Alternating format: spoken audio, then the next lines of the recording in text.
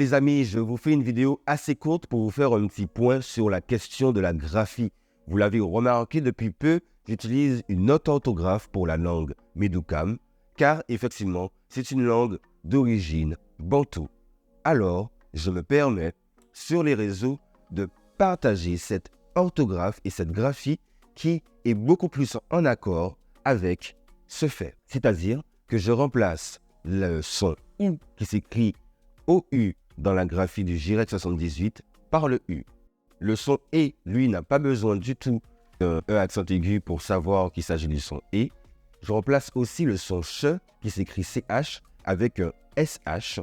Et sinon, tous les autres sons s'écrivent encore de la même manière. En fait, visuellement, ça donne tout à fait une autre langue qui est beaucoup plus inspirée de son origine africaine, notamment bantou. C'est un choix que je fais de vous partager cette graphie sur les réseaux.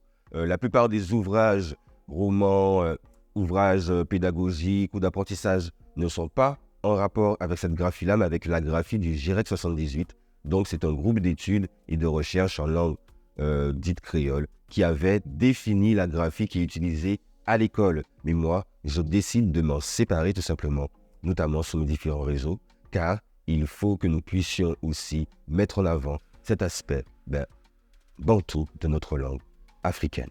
Je vous laisse d'ailleurs découvrir l'interview que j'ai réalisée pour l'artiste Bled Mikey, où il vous présente son parcours, son album Kanouye, mais aussi vous donne quelques informations concernant l'origine de certains mots dits créoles qui sont en fait totalement bantou, notamment Kikongo. On allait.